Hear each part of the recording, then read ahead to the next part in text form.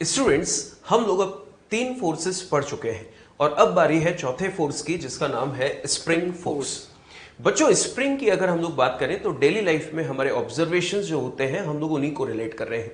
देखिए बच्चों, daily life में हम सब ने स्प्रिंग देखी होती है और स्प्रिंग को जब हम लोग ऑब्जर्व करते हैं तो क्या देखने को मिलता है। देखिए, स्प्रिंग जब अपनी नेचुरल लेंथ में होती है तो हमें उसमें किसी भी तरह की कोई एक्टिविटी देखने को नहीं मिलती। वो जिस लेंथ में है उसी लेंथ में वहां पर रखी रहती है।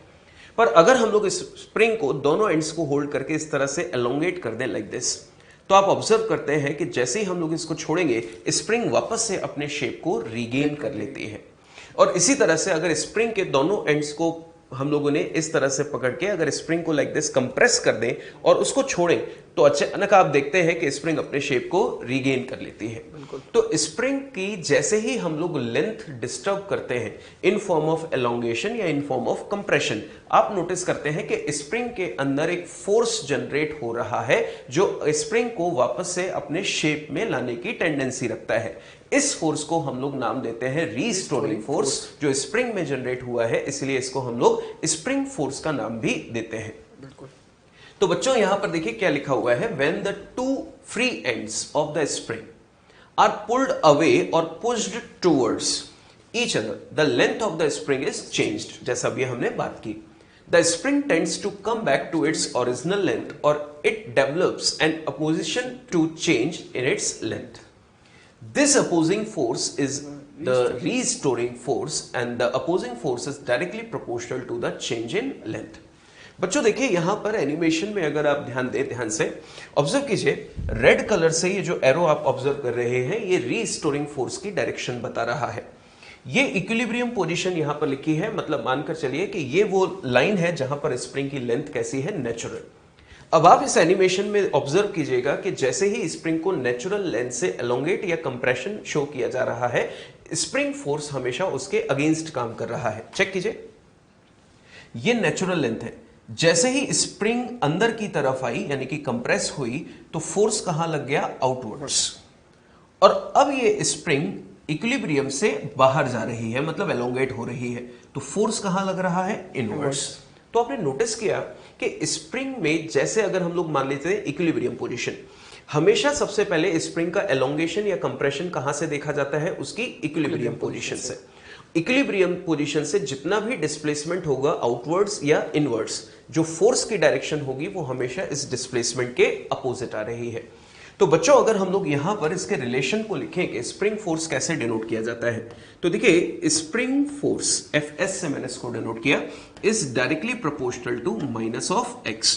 सबसे पहले अगर हम लोग इस रिलेशन पर डिस्कशन करें तो ऑब्जर्व कीजिए, यहां पर जो माइनस साइन है वो ये बता रहा है कि स्प्रिंग फोर्स की डायरेक्शन हमेशा डिस्प्लेसमेंट के अपोजिट होती है। डिस्प्लेसमेंट बाहर तो फोर्स अंदर, और डिस्प्लेसमेंट अंदर तो फोर्स बाहर। और डिस्प्लेसमेंट हमेशा कहां से देखा जाता है, स्प्रिंग की नेचुरल, बिल्कुल नेचुरल लेंथ से। ऑब्जर्व कीजिए, तो ये हो जाएगा Fs। बच्चों देखिए, प्रोपोर्शनलिटी साइन अगर हम हटाएं तो यहां पर एक प्रोपोर्शनलिटी कांस्टेंट हम लोग प्लेस करते हैं जिसको k से डिनोट करते हैं। बच्चों ऑब्जर्व कीजिए, यहां पर इस k की अगर हम लोग बात करें तो इसको हम लोग बोलते हैं पॉजिटिव कांस्टेंट। ये हमेशा पॉजिटिव होता है क्योंकि माइनस साइन तो किसके साथ है, फोर्स और डिस्प्लेसमेंट की अपोजिट डायरेक्शन को शो कर रहा है। इसको हम लोग स्प्रिंग कांस्टेंट भी बोलते हैं। और बच्चों, जब हम लोग अपनी एनसीईआरटी सॉल्व करते हैं तो कई बार हमें क्वेश्चंस में लिखकर दिया जाता है स्टिफनेस कांस्टेंट, स्टिफनेस कांस्टेंट। तो बच्चों सबसे पहली बात आती है कि k का सिग्निफिकेंस क्या है, स्टिफनेस कांस्टेंट का मतलब क्या है। बच्चों, with the help of k हम लोग स्प्रिंग के मटेरियल का आइडिया लगा सकते हैं। अगर k की वैल्यू ज्यादा है तो इसका मतलब स्प्रिंग का मटेरियल हार्ड है, और अगर k की वैल्यू कम है तो मतलब स्प्रिंग का मटेरियल सॉफ्ट है। तो यहां पर k का मतलब स्टिफ कांस्टेंट से ये है। और अगर हमें किसी क्वेश्चन में k की वैल्यू निकालनी है तो बच्चों देखिए, अगर हमें k की वैल्यू निकालनी है तो k की वैल्यू निकालने का तरीका होगा स्प्रिंग फोर्स अपॉन x का मॉड्यूलस, और इसकी यूनिट होगी न्यूटन पर मीटर। बच्चों आप देख रहे हैं मैंने मॉड्यूलस लगाया हुआ है, और मॉड्यूलस लगाने का रीजन मैं पहले ही लिख चुका हूं कि ये हमेशा एक पॉजिटिव कांस्टेंट होता है क्योंकि माइनस साइन तो फोर्स और डिस्प्लेसमेंट की अपोजिट डायरेक्शन होती है। एक और चीज बच्चों देखिए, spring force is directly proportional to x, मतलब कि ये सीधा सीधा समझ में आ रहा है कि स्प्रिंग फोर्स एक वेरिएबल फोर्स है। हम विद इन इलास्टिक लिमिट इसको जितना ज्यादा एलोंगेट करते हैं x की वैल्यू जैसे जैसे बढ़ेगी स्प्रिंग फोर्स बढ़ेगा। या अगर हम लोग उसको नेचुरल लेंथ से कंप्रेस करें तो जितना हम लोग उसको कंप्रेस करते जाएंगे स्प्रिंग फोर्स की वैल्यू बढ़ती जाएगी। तो हमेशा ध्यान रखिएगा कि स्प्रिंग फोर्स एक वेरिएबल फोर्स है। यह था स्प्रिंग फोर्स जो हम लोगों ने डिस्कस किया, इसकी बेसिक पॉइंट्स। अब इस पर किस तरह के क्वेश्चंस होते हैं डिस्कस करते हैं। तो देखते हैं क्वेश्चन को। If at given instant acceleration of 5 kg is 4 metre per second square, जो यहां पर डिनोट कर रखा है, towards right, then find acceleration of 10 kg block at this instant. अब जैसा कि आप डायग्राम देख सकते हैं, जब ये वाला ब्लॉक आगे चल रहा है तो स्प्रिंग इलोंगेट हो रही होगी और इलोंगेशन के साथ धीरे धीरे 10 kg को खींचने की कोशिश भी कर रही होगी। पर जैसा कि सर ने आपको बताया कि अगर इलोंगेशन होगा तो फोर्स इनवर्ड्स होगा, because opposite to direction of displacement. तो मैं उसी चीज को मार्क कर देता हूं। स्प्रिंग फोर्स को अपन रिप्रेजेंट कर रहे हैं Fs से, तो Fs का डायरेक्शन इस ब्लॉक के लिए इनवर्ड्स इधर होगा और इस 10 kg ब्लॉक के लिए जो इनवर्ड्स होगा स्प्रिंग का वो इधर होगा, इसलिए अपन ने Fs को इधर मार्क कर दिया। अब बात करते हैं कि इस पर्टिकुलर ब्लॉक से Fs की वैल्यू क्या आती है। तो जैसा अपन हर बार यूज करते हुए आए हैं, F net equals to ma, बस वही इक्वेशन दोबारा यूज करते हैं। तो F net which is equal to mass into acceleration, तो F net यहां पर कितना, क्या एक्सेलरेशन राइटवर्ड है, इसका मतलब 50 न्यूटन डोमिनेटिंग होगा विद रेस्पेक्ट टू Fs। तो आई कैन से 50 minus Fs is equals to mass is 5 kg, acceleration is 4। तो डायरेक्टली पुट करते हैं वैल्यू को 5 into 4 20, तो Fs is equals to 13 Newton. और बेटा डायरेक्शन मैंने मार्क कर रखी है, ये सिर्फ उसका मैग्नीट्यूड है।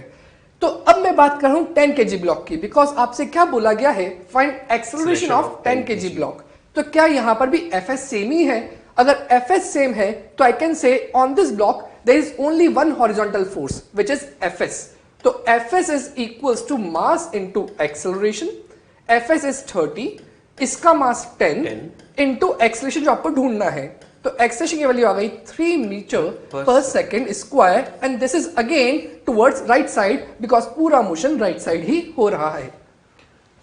सर यहां पर बच्चे एक बहुत कॉमन सा डाउट पूछते हैं, और वो डाउट ये है कि इस क्वेश्चन में अगर यहां पर इस पर्टिकुलर पॉइंट पर फोकस किया जाए एट दिस इंस्टेंट, इसका क्या सिग्निफिकेंस है? सर बहुत अच्छी बात पूछी आपने।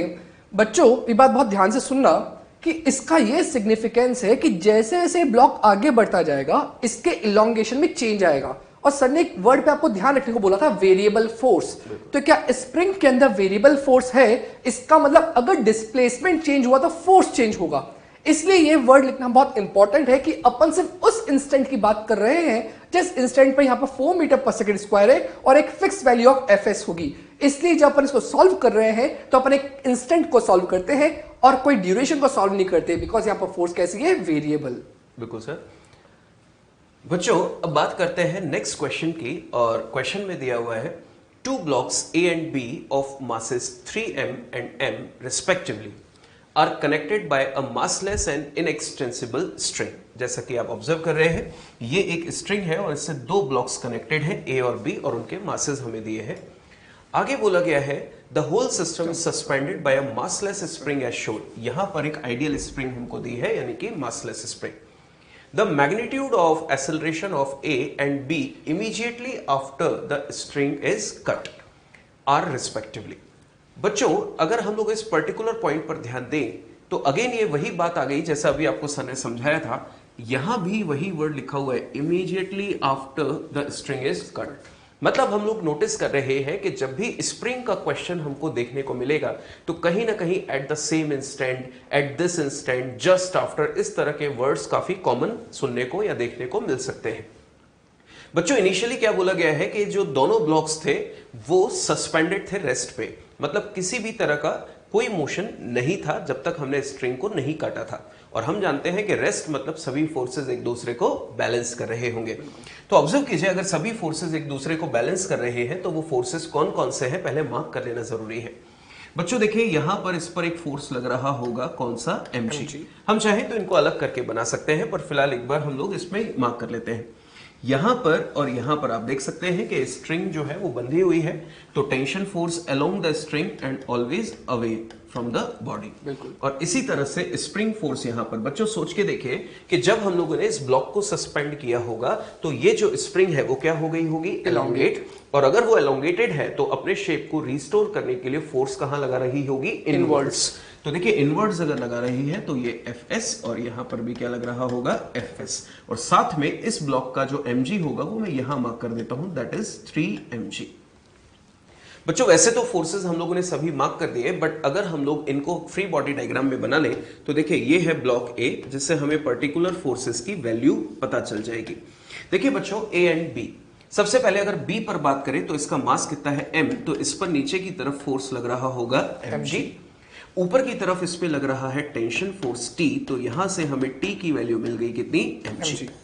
इसी तरह से अगर ए ब्लॉक की बात करें तो ए ब्लॉक पे ऑब्जर्व कीजिए इसका खुद का वेट कितना होगा, 3mg। बच्चों नोटिस कीजिए इस ए ब्लॉक पे भी टेंशन कहां लग रही है, डाउनवर्ड्स, और टेंशन की वैल्यू कितनी है, mg। तो यहां पर हो गया T इक्वल टू mg। और ऑब्जर्व कीजिए इस ब्लॉक पर ऊपर की तरफ जो फोर्स है वो कौन सा है, स्प्रिंग फोर्स। तो यहां से अगर हम लोग रेस्ट है तो इसको भी बैलेंस कर दें, तो अपवर्ड फोर्स ने इन दोनों को बैलेंस किया हुआ है। तो देखिए Fs की वैल्यू आ जाएगी कितनी, 3mg प्लस mg। तो Fs यानी कि स्प्रिंग फोर्स हो गया कितना, 4mg। बच्चों हम लोगों ने इस समय जब रेस्ट था तो क्या फोर्सेस किसमें था वो हम लोगों ने पता कर लिया। अब हमें बोला गया है just after the string is cut, मतलब जब हम लोगों ने स्ट्रिंग को कट कर दिया तो कौन सा फोर्स वहां पर नहीं होगा, वो होगा टेंशन, क्योंकि स्ट्रिंग हमने कट कर दी है तो अब वहां पे टेंशन फोर्स नहीं होगा। बिल्कुल। तो बच्चों हम लोगों को क्या लिखा हुआ है, इमीडिएटली आफ्टर। इमीडिएटली आफ्टर का मतलब है कि जैसे ही हम लोग इस रस्सी को काटेंगे, रस्सी को काटते ही ऑब्जर्वेशन कर लेना है। रस्सी को काटा और ऑब्जर्वेशन कर लिया, क्योंकि अभी जैसा सर ने आपको बताया था कि अगर मैं रस्सी को काट के थोड़ा सा रिलैक्स्ड हो जाऊं तो ये स्प्रिंग अपने शेप को रिस्टोर करना चालू कर देगी। तो जो स्प्रिंग फोर्स इस समय 4mg है वो बदलकर कुछ और हो गया होगा, और स्प्रिंग फोर्स बदल गया है तो हमारे पास एक्सेलरेशन की वैल्यूज भी कुछ अलग आएगी। इसीलिए यहां पर इमीडिएटली आफ्टर मतलब रस्सी काटिए और उसी इंस्टेंट पर ऑब्जर्वेशन कीजिए। तो बच्चों अगर हम लोग अब बी ब्लॉक की बात करें, उसका एक्सेलरेशन निकालें, तो देखिए इस बी ब्लॉक का मास है m और टेंशन फोर्स अब इस पे नहीं है, तो सिर्फ एक फोर्स लग रहा है, कौन सा, mg। और इस mg का डायरेक्शन अगर डाउनवर्ड है, नेट फोर्स डाउनवर्ड है, तो इसका एक्सेलरेशन कहां होगा, नीचे। तो एक्सेलरेशन ऑफ बी ब्लॉक निकाले तो नेट फोर्स है mg, मास है इसका m, तो ये हो गया एक्सेलरेशन g डाउनवर्ड्स। बिल्कुल। तो ऑब्जर्व कीजिए बी का एक्सेलरेशन हम लोग निकाल चुके हैं, अब बारी है किसकी, ए की।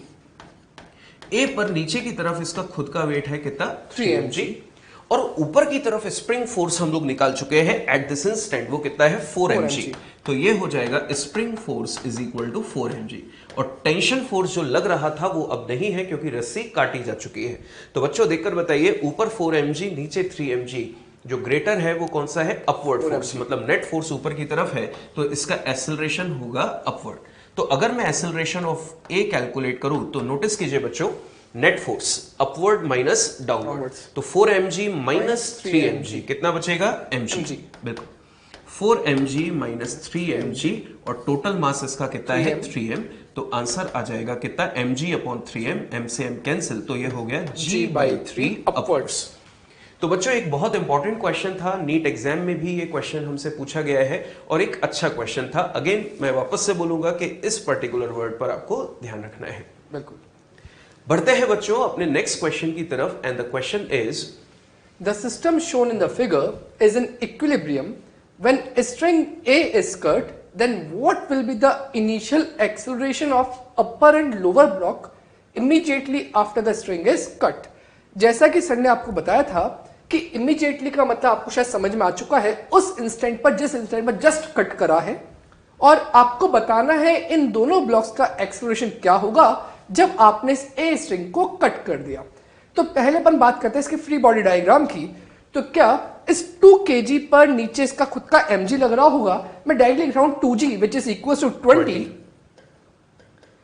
सिमिलरली इस स्प्रिंग के कारण एक इनवर्ड फोर्स लग रहा होगा, मैंने डायरेक्टली इनवर्ड फोर्स बोल दिया बिकॉज शायद आपको ये बात समझ में आ रही होगी, बिकॉज ऑफ mg ये इलोंगेटेड होगी। इलोंगेटेड होगी तो जो फोर्स लगेगा वो इनवर्ड लगेगा, तो इस पॉइंट के लिए जो इनवर्ड फोर्स होगा वो अपवर्ड होगा, तो Fs की वैल्यू कहां होगी, अपवर्ड्स। इस 3 kg के लिए इसके ऊपर लग रहे होंगे 2 फोर्सेस डाउनवर्ड डायरेक्शन में। कौन कौन से, एक तो इसका खुद का mg दैट इज 30, और स्प्रिंग का फोर्स जो स्प्रिंग के इनवर्ड्स लग रहा होगा दैट इज Fs, और ऊपर एक स्ट्रिंग का टेंशन को मार्क कर दिया T। तो क्या अभी ये इक्विलिब्रियम में है और मैंने सारे फोर्सेस मार्क कर दिए। ये सारे फोर्सेस तब हैं जब तक रस्सी कट नहीं हुई है अंडर इक्विलिब्रियम। तो उस केस के अंदर ये आपके पास डायग्राम है, इसको मैं यहां पर रिप्रेजेंट भी कर देता हूं। तो ये 3 kg वाला नीचे हो गया 30 एंड Fs, ऊपर T, और रही बात 2 kg वाले की तो नीचे 20 और ऊपर Fs। अब बेटा अंडर इक्विलिब्रियम क्या 20 और Fs इक्वल होंगे?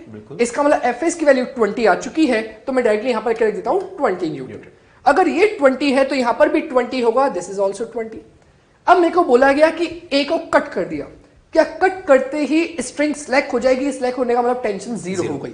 अगर टेंशन जीरो हो गई तो इसकी वैल्यू अब जीरो हो चुकी है आफ्टर कट। अगर इसकी वैल्यू जीरो तो इस कंडीशन पर अपने को एक्सेलरेशन निकालने दोनों के। तो बताओ इस ब्लॉक पे कहीं पर भी स्प्रिंग का कोई इफेक्ट था? नहीं, बिकॉज mg था और स्प्रिंग फोर्स था। इसका मतलब ये तो अभी भी बैलेंस ही रहेगा, अभी भी ऊपर वाला फोर्स 20 रहेगा, नीचे वाला फोर्स अभी भी 20 रहेगा, तो इस पे net force zero, net force zero मतलब एक्सेलरेशन भी कैसा, जीरो। तो 2 kg वाले ब्लॉक का जो एक्सेलरेशन है वो कितना आया, जीरो। अब मैं इसकी बात कर रहा हूं, क्या इस पर टेंशन का इफेक्ट था? बिल्कुल था, और कट करने के बाद वो क्या हो गया, जीरो। तो अब कौन से फोर्सेस बचे, ये दोनों downward force which is equal to 50 newton downward. तो इसका एक्सप्रेशन क्या आएगा, 3 kg वाले ब्लॉक का total force upon mass. Total force कितना 50 और मास जो है वो 3 है, तो आंसर कितना आ गया 50/3 न्यूटन। और ये आपका रिक्वायर्ड आंसर है दोनों ब्लॉक्स के एक्सेलरेशन का। तो बढ़ते हैं आगे। बच्चों हमें जो नेक्स्ट क्वेश्चन दिया है उसमें लिखा हुआ है if the given arrangement is in equilibrium then find tension in the string and extension in spring. बच्चों यहां पर आप इस डायग्राम को नोटिस कीजिए, एक स्ट्रिंग हमें दी गई है और यहां पर क्या दी गई है, स्प्रिंग, जिसमें K की वैल्यू हमें दी गई है कितनी, 50 न्यूटन पर मीटर। और हमें इस क्वेश्चन में पूछा गया है कि एक तो टेंशन कैलकुलेट करना है स्ट्रिंग में और कैलकुलेट करना है एक्सटेंशन इन स्प्रिंग। तो बेटा इस टेंशन के लिए वापस अपन वही कंडीशन यूज करते हैं जो बार बार अपने यूज करी लामीस थ्योरम को। तो चेक करें क्या ये पॉइंट अंडर इक्विलिब्रियम है। बिल्कुल। इस पॉइंट पर 3 फोर्सेस लग रहे हैं। एक तो इस डब्बे का mg कितना लग रहा होगा 20, इसको मैंने T1 अज्यूम कर लिया और इसको मैंने T2 अज्यूम कर लिया। तो इस स्ट्रिंग पर T1 हो गया। इस स्प्रिंग फोर्स को भी Fs भी लिख सकते हैं, पर मैंने उसको इजीनेस के लिए भी क्या मान लिया, T2 मान लिया। तो अगेन मैं एंगल्स की बात कर रहा हूं, ये वाला एंगल कितना हो गया 90 डिग्री, बिकॉज ट्राइंगल बन रहा है। और अगर मैं इधर वाले एंगल की बात करूं तो बेटा उम्मीद है शायद इस बात समझ में आना चाहिए, ये 30, तो हॉरिजॉन्टल बनाएंगे तो इधर कितना होगा 30 और नीचे कितना हो जाएगा 90, कितना टोटल बन गया 120। इधर वाले एंगल की बात करें, वापस मैंने हॉरिजॉन्टल बनाया, ये 60, ये वाला भी 60, इधर वाला 90, तो यहां पे टोटल एंगल हो गया 150। तो ध्यान देना इस T2 के सामने वाला एंगल कितना 90 + 30 120, T1 के सामने वाला 90 + 60 150 और 20 के सामने वाला 90। इक्वेशन लिख देते हैं लामीस की, 20/sin 90 is equal to T1। T1 बेटा ये वाली रस्सी है, इसके सामने टोटल एंगल ये वाला है, ये वाला जो टोटल एंगल आपको दिख रहा है कितना 90 + 60। तो आई कैन से T1/sin 90 + 60 equals to T2 upon, क्या T2 इस वाली स्ट्रिंग पे है, अगर इस स्ट्रिंग पे है तो इसके सामने कितना एंगल 90 + 30, तो sin 90 + 30 अगेन sin 90 1 तो 20। अब मैं फटाफट से इसको लिख देता हूं, T1/sin 90 + 60 cos 60, cos 60 is half, this is equal to 2T1। This is equal to sin 90 + 30 cos 30, cos 30 is √3/2, तो आई कैन से 2T2/√3। अब अकेला इसको मत देखो, सिर्फ इन दोनों को सॉल्व करेंगे तो क्या होगा, T1 की वैल्यू आ जाएगी 10 न्यूटन, और अगर मैं 2T1 को छुपा दूं तो क्या इन दोनों को देखोगे तो 20 = 2T2/√3, तो यहां से T2 आ जाएगा 10√3 न्यूटन। तो ये वाला पार्ट कंप्लीट हो गया, टेंशन इन द स्ट्रिंग्स। अब नेक्स्ट पार्ट की बात कर रहे हैं, extension in the string. Extension in the spring. Students, जैसा कि सर ने आपको पूरा सॉल्यूशन दिया और इसमें हम लोगों ने T1 और T2 कैलकुलेट किया। सर ने जैसा कि आपको बताया था कि फॉर सिंप्लिसिटी हमने यहां पर स्प्रिंग फोर्स को T2 से डिनोट कर दिया है। और आप सोच सकते हैं कि जब हमने ब्लॉक को कनेक्ट किया होगा तो ये स्प्रिंग क्या हो गई, एलोंगेट हो गई। तो डेफिनेटली नेचुरल लेंथ से जो एलोंगेशन आया होगा वही इस क्वेश्चन में हमसे पूछा गया है। तो स्टूडेंट्स, अगर हम लोग यहां पर इसका सेकंड पार्ट सॉल्व करें, that is extension in spring, तो फर्स्ट ऑफ ऑल T2 को हम लोग क्या लिख सकते हैं, स्प्रिंग फोर्स Kx के बराबर। हम लोग सिर्फ मैग्नीट्यूड्स डिस्कस कर रहे हैं। T2 की वैल्यू हमें दी गई है कितनी, 10√3, जैसा कि सर ने आपको प्रूफ करके बताया। K की वैल्यू हमें क्वेश्चन के डायग्राम में मेंशन्ड है, विच इज इक्वल टू 50, और X हमें कैलकुलेट करना है। तो बच्चों देखिए, यहां पर अगर X कैलकुलेट करना है तो ये कैंसिल हो जाएगा और X की वैल्यू कितनी आ जाएगी, √3/5 मीटर। तो ये है इस पर्टिकुलर क्वेश्चन का डिजायर्ड आंसर जो हमसे पूछा गया था। पुली सिस्टम। बच्चों, अब ये हमारे लिए एक बहुत इंटरेस्टिंग टॉपिक है। डेली लाइफ में हमने कई जगह देखा है, और मानकर चलिए पुली सिस्टम का क्वेश्चन अगर हमें एग्जाम में मिलता है तो हम बहुत ही जल्दी इसको सॉल्व कर सकते हैं। इसके मेथड एफनेट बराबर MA से, या कुछ शॉर्ट ट्रिक्स भी हम लोग अगेन डिस्कस करने जा रहे हैं और उसकी हेल्प से इसको भी डिस्कस करेंगे। फर्स्ट ऑफ ऑल, क्या लिखा हुआ है, ideal pulley. Ideal pulley is considered massless and frictionless. बिल्कुल बच्चों, ऐसा होना चाहिए। अगर हम लोग इस पुली को देखें, इसको ऑब्जर्व करें, तो ये जो डिस्क लगी हुई है वो कैसी होनी चाहिए, मासलेस और फ्रिक्शनलेस। अगर ये फ्रिक्शनलेस है तो देखिए ये सरफेस कैसी होगी, स्मूथ। क्योंकि देखिए M1 और M2 जनरली इस तरह से जब मूव करेंगे तो जिस स्ट्रिंग से ये जुड़े हुए हैं, स्ट्रिंग क्या होगी, इस डिस्क की सरफेस पे स्लिप होगी। बिल्कुल। तो जो सरफेस होनी चाहिए वो स्मूथ होनी चाहिए, क्योंकि अगर सरफेस पे फ्रिक्शन हुआ तो उसको स्लिप करने में कहीं ना कहीं दिक्कत होगी, इसलिए वहां पर सरफेस कैसी है, फ्रिक्शनलेस। सेकेंड थिंग, क्या लिखा हुआ है, आइडियल स्ट्रिंग, जिसके बारे में हम लोग टेंशन फोर्स के स्टार्टिंग में ही पढ़ चुके हैं। आइडियल स्ट्रिंग मतलब मासलेस, फ्रिक्शनलेस और इनएक्सटेंसिबल। बिल्कुल बच्चों, यहां पर इसमें कैसे सॉल्व किया जाता है क्वेश्चंस को, पहले हम लोग कुछ बेसिक बातें करते हैं, फिर आगे हम लोग इस पर डिस्कशन करेंगे। बच्चों, आप इमेजिन कीजिए, हम लोग सबसे पहले हेडिंग लिखी है पुली सिस्टम। पुली सिस्टम में यहां पर कितने पर्टिकुलर फोर्सेस हैं, कितने फोर्सेस यहां पर पॉसिबल हैं, उन पर हम लोग डिस्कशन करते हैं। तो देखिए बच्चों, यहां से यहां तक आप नोटिस कर रहे हैं ये पूरी स्ट्रिंग एक है, और एक स्ट्रिंग है तो पूरी स्ट्रिंग में टेंशन की वैल्यू सेम है, क्योंकि स्ट्रिंग कैसी है, आइडियल। ऑब्जर्व कीजिए, यहां पे अगर हम लोग फोर्स मार्क करें तो अवे फ्रॉम द पॉइंट, यहां पर हमने मार्क किया T इस तरह से, ये भी हमने मार्क किया T, और यहां भी हमने क्या मार्क कर दिया, T। तो ये तो हो गया tension force in the strings. बच्चों, यहां पर जो ब्लॉक्स आपको दिए गए हैं इस पर भी अर्थ फोर्स लगा रही होगी, कौन सा, ग्रेविटेशनल फोर्स, और उसका नाम हम लोगों ने क्या रखा हुआ है, वेट। तो देखिए यहां पर जो फोर्स लग रहा होगा वो क्या होगा, M1G, और यहां पर जो फोर्स होगा वो कौन सा होगा, M2G। बच्चों, इमेजिन कीजिए कि जब हम लोगों ने इन ब्लॉक्स को इस स्ट्रिंग से कनेक्ट किया होगा तो ये ब्लॉक्स की जाने की टेंडेंसी कहां होगी, नीचे, बिकॉज ऑफ mg। तो कहीं ना कहीं ये जो सस्पेंशन पॉइंट है इस पर भी फोर्स जनरेट हो गया होगा। इस फोर्स के लिए हमारे पास जो टर्म्स होती है, जो हमें क्वेश्चन में मिलती है, उसको फिलहाल तो मैंने अभी T' से डिनोट कर दिया, पर इसके लिए क्वेश्चंस क्या क्या होंगे, find reaction force on the pulley, find thrust force on the pulley, find force on the suspension point. अगर इस तरह के क्वेश्चंस आपको दिए हैं, इसका मतलब आपको वहां पर T' की वैल्यू पूछी जा रही है। बच्चों, T' की वैल्यू निकालने का तरीका हम लोग एक बार डिस्कस कर रहे हैं, सो दैट आगे जब हम लोग बात करेंगे तो वो क्या क्या कंडीशंस होंगी वो सीखेंगे। देखिए फिलहाल तो हमें क्वेश्चन में जो केस 1 दिया है वो क्या लिखा हुआ है, M1 equal to M2 equal to M, मतलब ये दोनों ही ब्लॉक्स, इनके मासेस सेम है। तो मासेस सेम है तो इसकी वैल्यू भी क्या होगी, mg, और इसकी वैल्यू भी क्या होगी, mg। बच्चों, इमेजिन करके देखिए कि अगर दोनों ही ब्लॉक्स का वेट एग्जैक्टली सेम है तो कौन सा ब्लॉक नीचे या ऊपर जाना चाहिए। ऑब्वियसली कोई भी ब्लॉक मूव नहीं करेगा, बिकॉज वहां पर दोनों ही तरफ वेट एग्जैक्टली सेम है, तो ये बिल्कुल स्टेबल रहेंगे। और अगर ये स्टेबल रहेंगे तो अगर हमको बोला गया कि स्टेबल है मतलब सभी फोर्सेस एक दूसरे को बैलेंस कर रहे होंगे। तो सबसे पहला पॉइंट तो हमें यहां पर समझ में आ गया कि acceleration for both the blocks is equal to 0। Acceleration 0 है मतलब नेट फोर्स 0 है, और नेट फोर्स 0 है तो देखते हैं किसने किसको बैलेंस किया। तो देखिए यहां पर जो T है उसने किसको बैलेंस किया, mg को, तो ये हो गया T equal to mg। Similarly यहां पर जो T है उसने भी किसको बैलेंस किया, mg को, तो T इक्वल टू mg। बच्चों आप नोटिस कर रहे हैं दोनों आंसर सेम है, आने भी चाहिए। स्ट्रिंग सेम है तो दोनों तरफ टेंशन की वैल्यू भी एग्जैक्टली सेम होगी। अब इसमें आगे बढ़ते हुए बच्चों हम लोग जैसे बात कर रहे थे कि वो सस्पेंशन पॉइंट जो है टी डैश, उस पर वैल्यू कैसे कैलकुलेट की जाती है उसको हम लोग डिस्कस कर रहे हैं। ऑब्जर्व कीजिए बच्चों, जब टी डैश की वैल्यू हमें कैलकुलेट करनी होती है तो कैलकुलेट करने का तरीका क्या होता है, नोटिस कीजिए। देखिए अगर हम लोग इस पुली की बात करें, ये हमारे पास पुली दी गई है। इस पुली पर जो स्ट्रिंग है वो कुछ इस तरह से मूव कर रहे, जो स्ट्रिंग है वो कुछ इस तरह से लगी हुई है। और अगर हम लोग टेंशन फोर्स ऑब्जर्व करें तो ये है टी, यहां पे भी है टी, और ऊपर की तरफ जो फोर्स है वो कितना है, टी डैश। बच्चों टेंशन क्या है, फोर्स, फोर्स क्या है, वेक्टर क्वांटिटी। तो अगर हम लोग ऑब्जर्व करें तो इन दोनों का जो वेक्टर सम होगा वो किसके बराबर होगा, टी डैश के। तो अगर हम लोग इसको मेथड से डिस्कस करें तो देखिए अगर हम लोगों ने वेक्टर एडिशन में रिजल्टेंट का फॉर्मूला पढ़ा है तो वो होता है मैग्नीट्यूड निकालने के लिए root of a square plus B square plus 2ab cos theta. Observe कीजिए बच्चों, हमें इन दोनों का रिजल्टेंट कैलकुलेट करना है जो किसके बराबर होगा, टी डैश।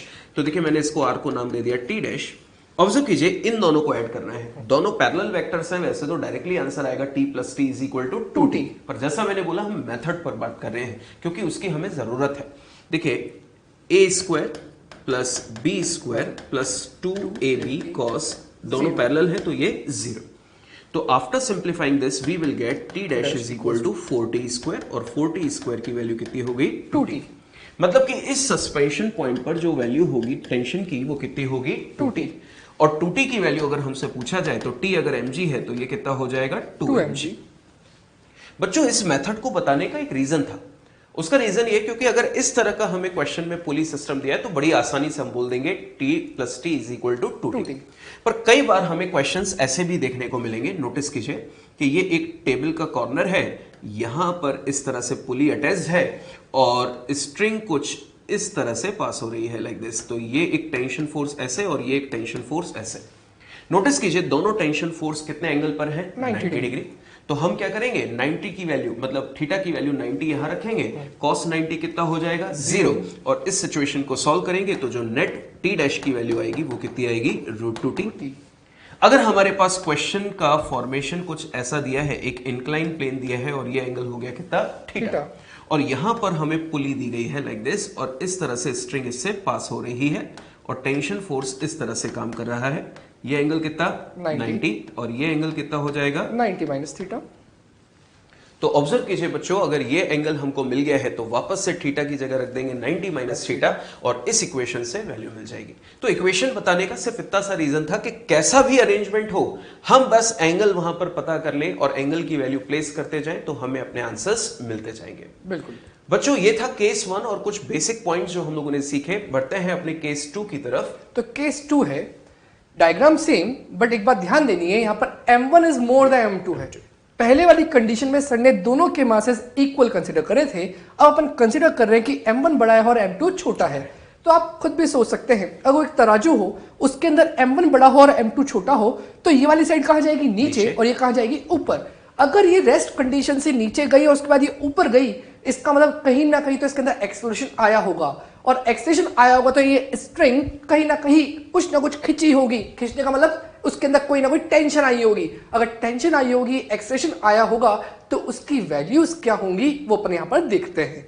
तो ध्यान देना, m1 की वैल्यू m2 से बड़ी है, तो इसका इतना सा मतलब हो गया कि यहां पर जो वेट लग रहा है उसको मैं W1 लिख देता हूं, which is equal to m1g। Similarly यहां पर जो वेट लग रहा है that is W2 which is equal to m2g। इस पॉइंट पर जो टेंशन होगी वो अपवर्ड होगी अलोंग द स्ट्रिंग, और याद करो टेंशन अवे लगती है तो यहां पर tension T and along the string, इस पॉइंट पर भी tension T and along the string. दोनों में टेंशन क्यों सेम है, बिकॉज अपन कंसीडर कर रहे हैं आइडियल स्ट्रिंग, और आइडियल स्ट्रिंग के अंदर टेंशन कैसी होती है, सेम। अब क्योंकि सर ने बता रखा है कि यहां पर m1 का मास कैसा है, बड़ा है, और m2 का मास कैसा है, छोटा है, तो क्या एक्सेलरेशन इसका डाउनवर्ड होगा और इसका एक्सेलरेशन अपवर्ड होगा। अगर एक्सेलरेशन डाउनवर्ड है तो एक और बात आपको सर ने बहुत अच्छी तरह बताई थी कि यहां पर एक ही फॉर्मूला बार बार काम आता है, F net equal to M A, और यहां पर डोमिनेटिंग फोर्स कौन सा होगा, m1g, और जो उससे छोटा फोर्स होगा कौन होगा, T। तो I can right equation m1g minus t is equals to m1a for the first block. For the second block, क्या इसका एक्सेलरेशन कहां होगा? अपवर्ड. इसका मतलब t डोमिनेट करेगा विद रेस्पेक्ट टू m2g. तो I can write t minus m2g is equals to m2a. अब बच्चों ध्यान से देखना, अगर इसको फटाफट से मैं ऐड भी कर दूं तो t से t कैंसिल हो जाएगा. यहां पर क्या जाएगा? m1g माइनस m2g, और यहां का एडिशन करेंगे तो क्या आएगा? m1 plus m2a. तो इसका मतलब m1g minus m2g equals to m1 plus m2a. और यहां से सॉल्व करेंगे तो इस m1 प्लस m2 को नीचे ले आएंगे तो एक्सप्रेशन कितना आ जाएगा? m1g minus m2g upon m1 plus m2.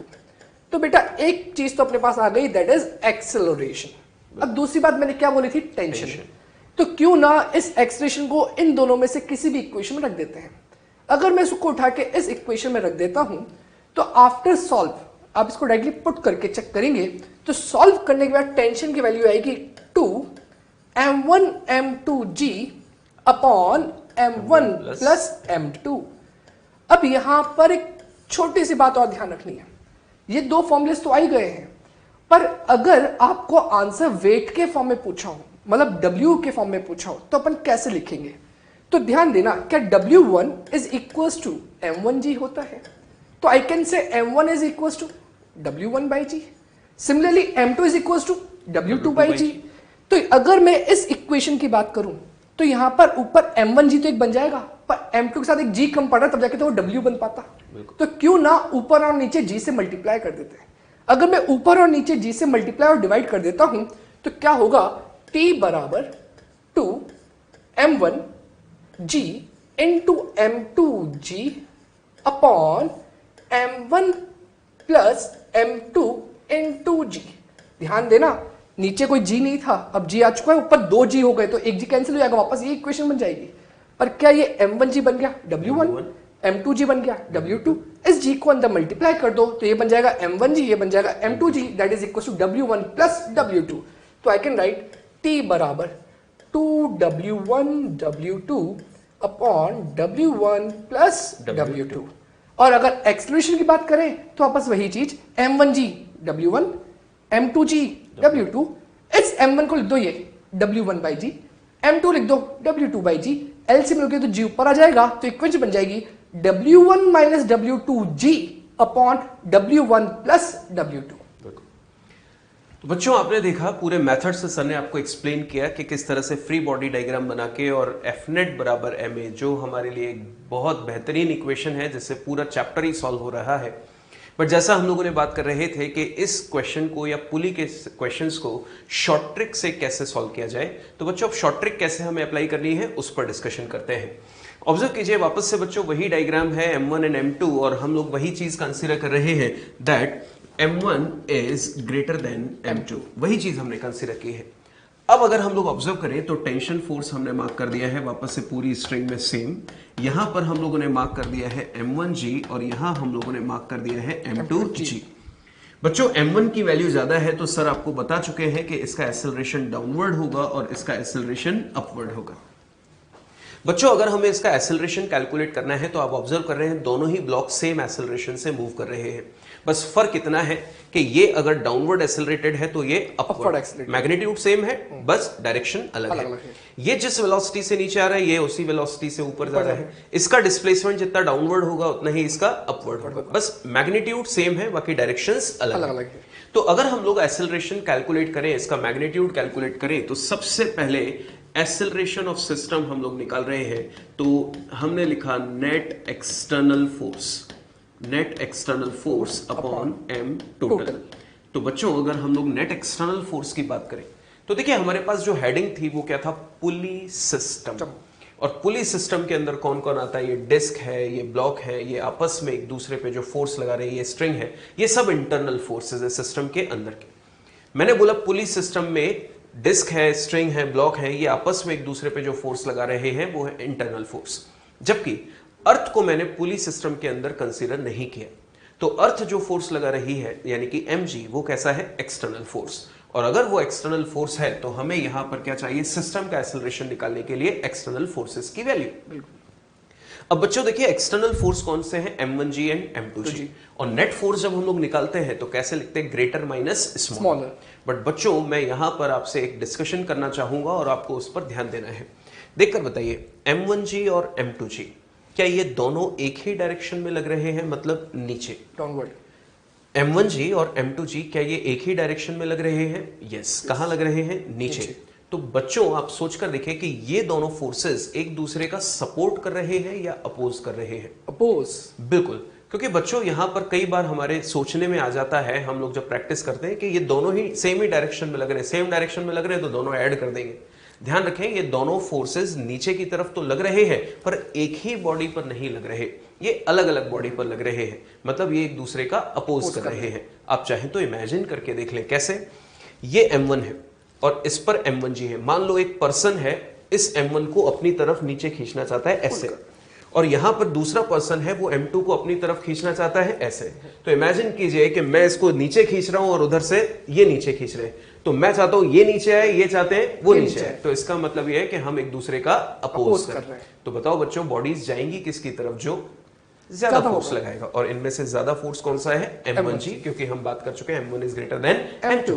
So here we can write कि greater force minus smaller force and the greater force is M1G, smaller is M2G upon M1 plus M2।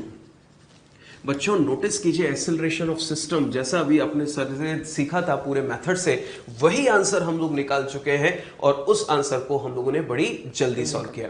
अब बात आती है tension को calculate करने की short trick. अब बच्चों देखो टेंशन कैलकुलेट करना है तो टेंशन कैलकुलेट करने की शॉर्ट ट्रिक पढ़ाने से पहले मैं आपको याद दिलाना चाहता हूं, G प्लस है, G माइनस है, याद आ रहा है? बिल्कुल। हम लोगों ने डिस्कस किया था कि अगर ब्लॉक और स्ट्रिंग कनेक्टेड है और वो रेस्ट है या कांस्टेंट वेलोसिटी तो T equal to mg, A से ऊपर जाए तो mg प्लस ए और नीचे आए तो mg माइनस ए। बिल्कुल। तो बच्चों ऑब्जर्व कीजिए इनमें से एक ब्लॉक नीचे आ रहा है और एक ब्लॉक ऊपर जा रहा है, इनमें से किसी भी ब्लॉक की हेल्प से टेंशन निकालिए, आंसर तो दोनों से ही सेम आना है। कारण क्योंकि ये पूरी स्ट्रिंग एग्जैक्टली सेम है। मैं निकाल के बताता हूं, ऑब्जर्व कीजिए। अगर मैं शॉर्ट ट्रिक लगा रहा हूं M1 ब्लॉक के लिए टेंशन निकाल रहा हूं, तो देखिए अगर मैं M1 ब्लॉक के लिए टेंशन कैलकुलेट करूं तो आंसर दीजिए M1 ब्लॉक का एक्सेलरेशन कहां है? नीचे, और अगर इसका एक्सेलरेशन नीचे है तो क्या लगाऊंगा? G माइनस ए। तो बच्चों जिस ब्लॉक की हेल्प से कैलकुलेट कर रहे हो उसी का मास, और ये हो गया G माइनस ए। और अगर मैं इसी क्वेश्चन को M2 की हेल्प से सॉल्व कर रहा होता तो बच्चों M2 कहां जा रहा है? ऊपर, और M2 अगर ऊपर जा रहा है तो ये हो गया M2 ऊपर जा रहा है तो G प्लस ए।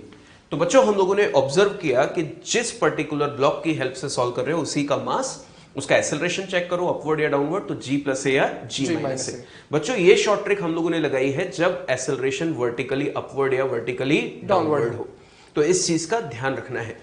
और अगर आप चाहें तो इसको हम लोग किसी पर्टिकुलर वैल्यू से क्रॉस चेक भी कर सकते हैं कि यहां M1 हो गया, यहां M2 हो गया, तो आंसर दोनों से सेम कैसे आएगा। इमेजिन कर लो ये है 3 और ये है कितना 2, तो आंसर दो, ये कितना हो जाएगा 30 और ये कितना हो जाएगा 20।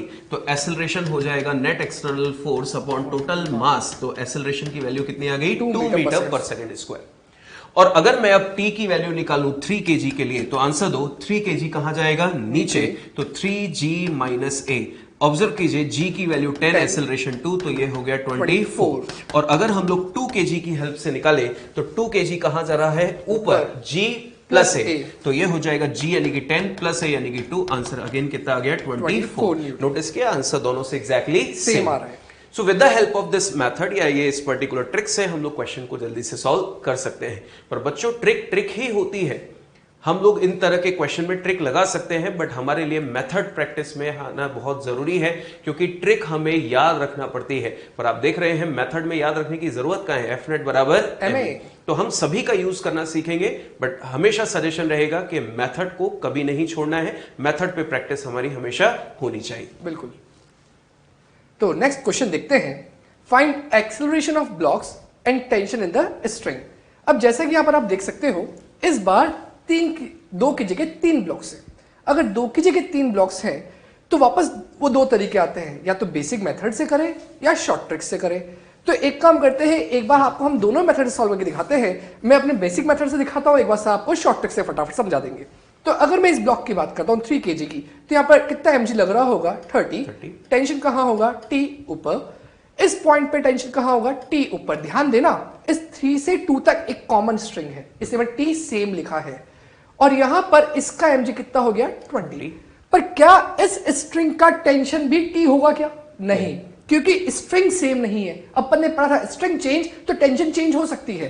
तो क्या यहां पर इस पॉइंट पर टेंशन को लिख दिया मैंने T1 और इस पॉइंट की टेंशन को लिख दिया मैंने T1, और इस पे कितना आ गया नीचे mg 50। तो बेटा ध्यान दो, इस साइड टोटल mg कितना लग रहा है, इसका 20, इसका 50, दैट इज 70, बिल्कुल सही सर। और इस साइड कितना लग रहा है 30। इसका मतलब इस साइड का अर्थ का पुलिंग फोर्स कैसा है, ज्यादा है। इसका मतलब ये पूरा सिस्टम इस साइड नीचे जाएगा और ये कहां जाएगा ऊपर। इसका मतलब इसका एक्सेलरेशन डाउनवर्ड है और इसका एक्सेलरेशन अपवर्ड्स है। अगर ऐसा कुछ है तो फटाफट से इक्वेशन लिख देते हैं। तो सबसे पहले मैं लास्ट वाले ब्लॉक के लिखता हूं, इस पे कितने फोर्सेस लग रहे हैं वो देखें। 50 नीचे, T1 ऊपर, और ये पूरा सिस्टम नीचे जा रहा है, इसका मतलब 50 डोमिनेट कर रहा है। तो क्या लिखूंगा 50 minus T1 equals to 5a। Similarly 2 kg वाले के लिए यहां पर कितने डाउनवर्ड फोर्स लग रहे हैं, T1 एंड 20। तो दोनों डोमिनेट करेंगे तो T1 plus 20 minus opposing force that is T equals to mass into acceleration that is 2a। And for this block ये ऊपर जा रहा है तो T डोमिनेट कर रहा होगा विद रेस्पेक्ट टू 30। तो I can say T minus 30 is equals to 3a। अब ध्यान देना, तीनों को ऐड कर दो, ऐड करोगे तो माइनस T1 से plus T1 cancel, minus T से plus T cancel, 50 plus 20 70, minus 30 40 is equals to, सबका ये वाला साइड ऐड कर दो दैट इज 10a। बिल्कुल, तो a की वैल्यू यहां से आ गई 4 मीटर पर सेकेंड स्क्वायर। अब एक्सेलरेशन तो आ गया, जैसा आपसे पूछा था एक्सेलरेशन ऑफ द ब्लॉक्स, तो तीनों ब्लॉक्स का एक्सेलरेशन सेम है, तो आंसर क्या होगा 4 मीटर पर सेकेंड स्क्वायर। नेक्स्ट पूछा है टेंशन इन द स्ट्रिंग, तो इस a की वैल्यू को अपन पुट कर देते हैं एक बार तो यहां पर और एक बार टॉप मोस्ट वाली पर, जिससे अपने को t भी मिल जाएगा और T1 भी मिल जाएगा। तो पुट कर लेते हैं, जब मैं a को यहां पुट करूंगा तो इक्वेशन क्या बनेगी, t माइनस 30 बराबर 3 इंटू 4, 3 4 12, और 30 इधर आएगा तो ऐड हो जाएगा, तो आंसर हो जाएगा t बराबर 42 न्यूटन। सिमिलरली अगर मैं इस वाले के अंदर a पुट करता हूं तो क्या आएगा वो देखना, यहां पर आएगा 50 minus T1 is equal to 5 into a that is 20, 5 into 4 लिख देता हूं, 20 हो गया।